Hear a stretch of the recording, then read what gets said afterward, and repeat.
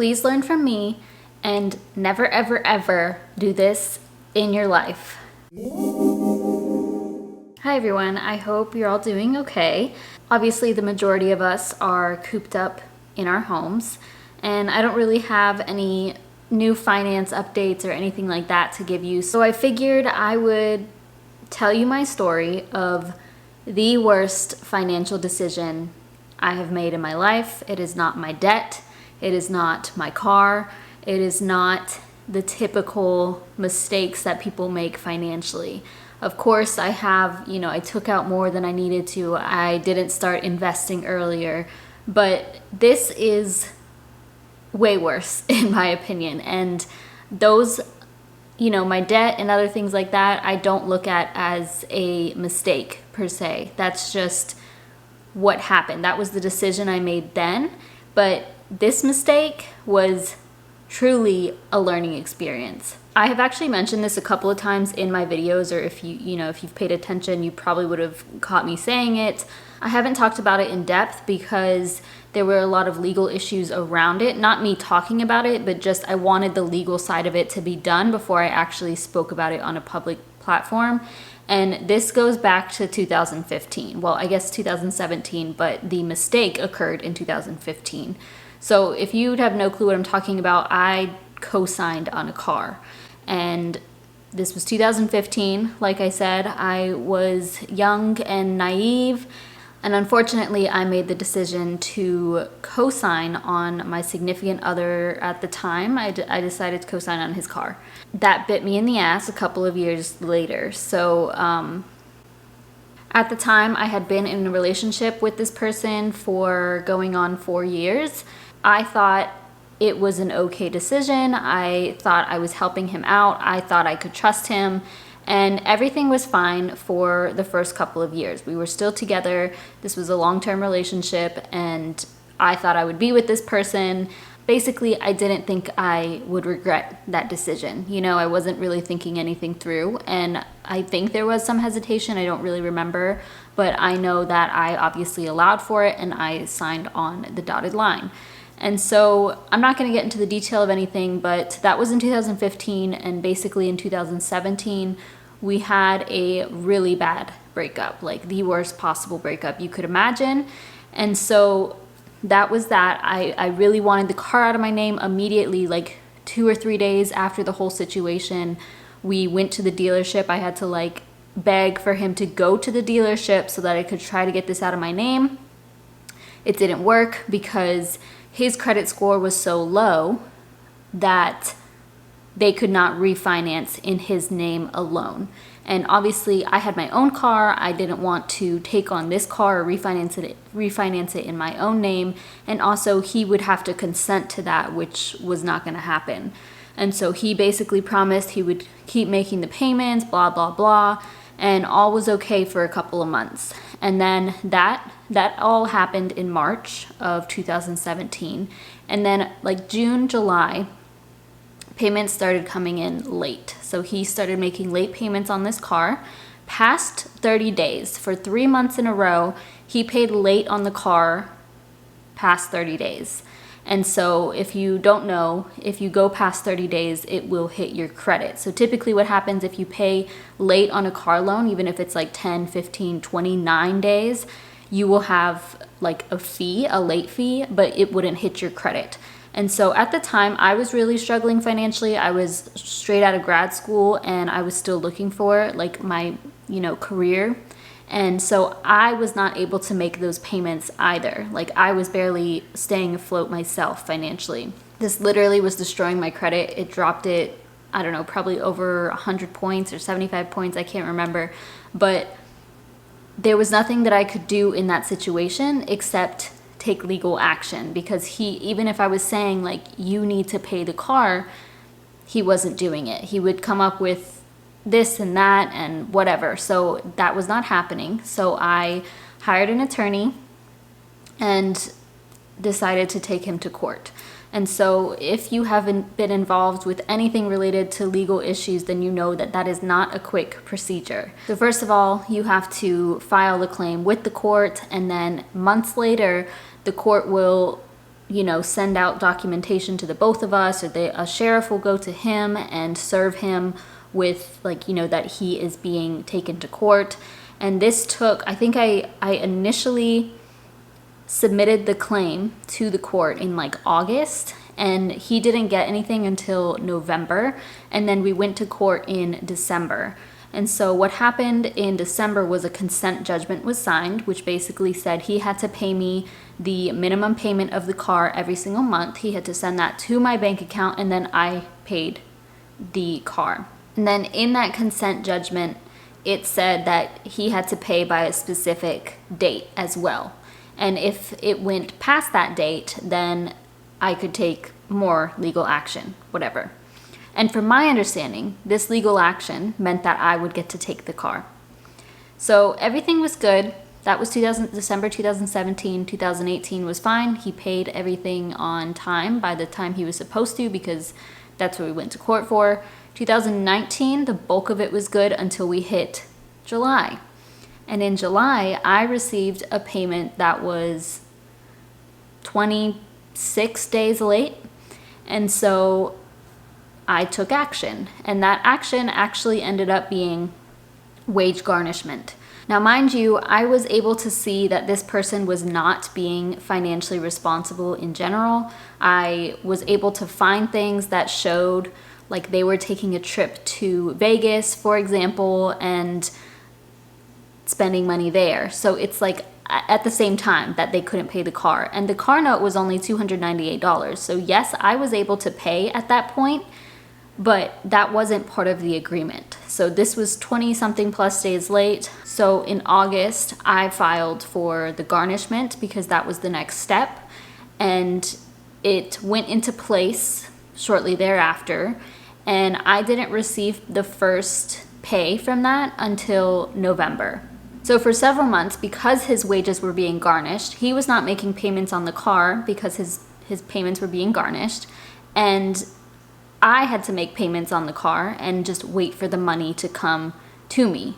What would happen is it would come out of his paycheck, it would go to the court, and then the court would send it to me, which is why it was so far behind. It would take months for one of those garnishments to come in. And then in November, soon after I got that first chunk of money to reimburse myself for paying the car, he filed for bankruptcy. And he filed a Chapter 17, which doesn't allow for any protection for the cosigner. And so I was screwed. All along, I was just screwed. And I was informed of the wrong things. I was told that if he did file bankruptcy, that I would get the car. I mean, all these things just were incorrect that I was told. Keep in mind that I was not talking to this person. We were not on speaking terms. We were not on good terms. It had been like that for a couple of years now, obviously. And so this was all just happening through the courts. This was all just, I had to wait on this months and months, weeks and weeks, whatever. Eventually, I went to a different attorney, which was just absolutely a waste of time and absolutely stupid. I ended up not liking him and just had a meeting with him one time, which I paid $175 for, mind you. And yeah, I didn't really know anything about this whole thing. I didn't know anything much about bankruptcy. I didn't know when they would take the car. I was able to see his, bankruptcy notice because I had access to it. Because my name was involved in the bankruptcy, obviously I wasn't filing bankruptcy, but I legally got access to any of his documents and any important dates, whatever. So I was able to see that he was surrendering the vehicle. However, he still had possession of the vehicle, and I kept having to make calls to Capital One, but it was the bankruptcy side of Capital One, which is way more difficult to get through, and they don't really respect you. So all along, I didn't know where the car was. I didn't know when they were going to take it. I didn't know if he was still driving it, which was basically illegal. I didn't know if I could take the car. I also was having trouble finding an attorney just in general because I guess I needed a creditor's attorney, but they were really hard to find, or at least finding good ones, because all the bankruptcy attorneys told me I needed the other side of it because I was not filing bankruptcy, and finding creditor attorneys are really difficult, I guess. and anybody who I would try to get into contact with would not answer me. So I did what any reasonable person would do and went to Reddit, because actually Reddit was more helpful than any of the attorneys that I spoke with, and I got some advice from there. But ultimately what happened is in December, I got a notice that I had to go to court in February, basically because there was some garnishment money still held up at the court, and I guess I had to go to release that or to try and take it myself. I don't know. But I went to that and ended up seeing him there, and we spoke and cordially spoke about the car and about the situation. And so after the hearing, he got to take his garnishment money because we had discussed me taking the car. And then after the hearing, I spoke with his attorney and I spoke with him, and we agreed that, you know, I would let them know whether I want to take the car or have him surrender it, whatever. The problem was, because both of our names were on this car, I couldn't just take the car and sell it. So I didn't want this car. I wanted to get rid of it. I wanted to either sell it privately or sell it to CarMax, whatever. But that was difficult because both of our names were on this. So they told me that both of us had to be there. Both of us had to sign off on it. So this is a whole nother issue in and of itself. So a couple weeks later, we met at a CarMax, and this was like miles and miles away from where I live. We owed like $6,500 on the car, $7,000 or so, almost $7,000, and CarMax only offered $4,000 even. So that would be like a almost $3,000 difference. And also during this time, because he was in bankruptcy, I had been paying on the car. So I didn't get any of the garnishment money after November, so I had to pay November, December, January, and February's payment from my own pocket. And so that was $298 each time. And then because of this difference, there was still a $3,000 difference between what is owed on the car and what they were offering us.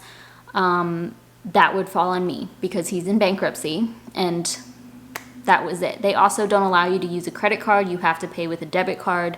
The other problem was they couldn't get in contact with the bank that day, so there was a lot of drama that day. It was really stupid. It was really embarrassing. It was really immature what happened that day, and I won't go into detail of that, but basically there was like a temper tantrum, and so we got a power of attorney signed for me to be able to do this on my own. Like, he wouldn't have to be there.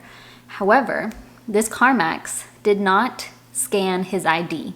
They took his ID, they took my ID, they scanned my ID, they didn't scan his. So a week later, I go to a different CarMax closer to where I live, and they're like, oh, we need his ID. I was so upset. So could not get his ID because he would not answer me that day. I don't know, he was busy or whatever. So this was, I don't know, we stayed there for 2-3 hours and waited to see if he would respond. And also this was CarMax's issue. Like, they did not scan the ID even though we had a power of attorney sign, and they would not allow it to happen. And they basically, all they could give us was an apology. So it was like, whatever, it was not a good day. And then the next day, I got his ID, went back, and got rid of that damn car. However, I paid the $3,000 difference. Luckily, I had my emergency fund. That is why my emergency fund was depleted in February, as you guys saw. And so I asked for some help with this. Like, could you send me some money? He said, give me some time, whatever, I will. I don't expect that. I would appreciate it because this was not my car. I never drove this car. This was technically not my responsibility. Like, yes, I signed on to this, but I did not make these stupid financial mistakes. You know what I'm saying? Obviously, I signed on to the car. That was stupid in and of itself. So technically, I did take, I have to take responsibility of what happened, which is why I paid it. But it is just upsetting that, somebody doesn't take responsibility for their actions. And basically what I was blamed for was garnishing their wages, even though that was like legally the next step in the process. And that person broke a legal contract. And this whole situation didn't only cost me $3,000. Like, yeah, I paid $3,000 for this car that I never drove and never wanted, but I also had to pay attorney fees. I had to pay court filing fees. I had to pay parking fees. I had to pay for gas because none of this was like happening where I live. I had to pay late fees. I had to pay a lot of stuff. So basically in total, I probably spent like $4,000 to $5,000 on this situation, not to mention the physical and mental stress that came with this. There were many nights, especially after like when he wasn't making the payments back in 2017, I was losing sleep. I would cry myself to sleep. I was upset that my credit score was dropping. I've never missed a payment in my life.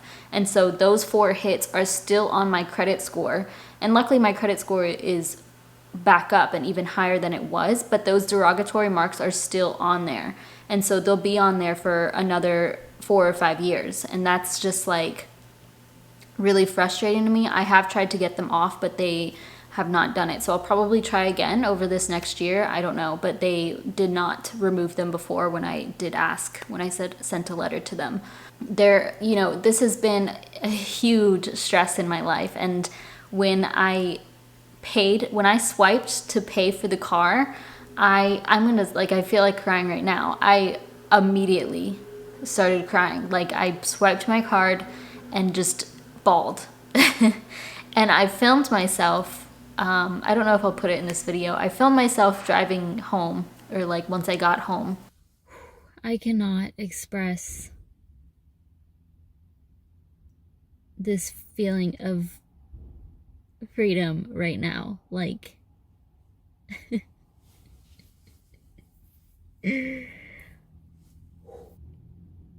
I've never, like, it's a shitty situation, but it's like, as soon as I swiped my card, I started crying because, like, I'm paying for something to free me. Like, I am free.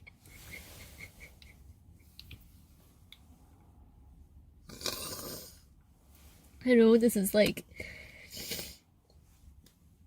it might seem small for some people or like such a stupid thing, but this has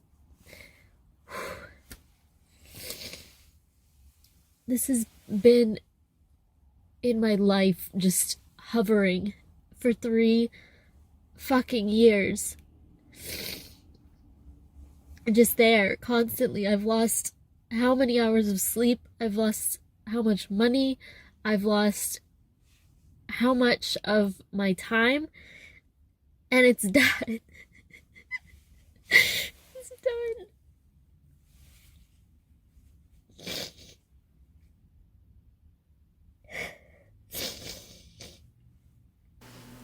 And I can't explain to you the freedom that I felt after paying this off and just like being free from it. So it makes me very emotional because it was like a 3-year process of stress and anger, and it was such a bad situation to be in, not only in the relationship but financially, and I just wanted to let go of that chapter of my life, and I couldn't. I felt like I couldn't because I was tied to this person, and now I no longer am, and it's such a relief.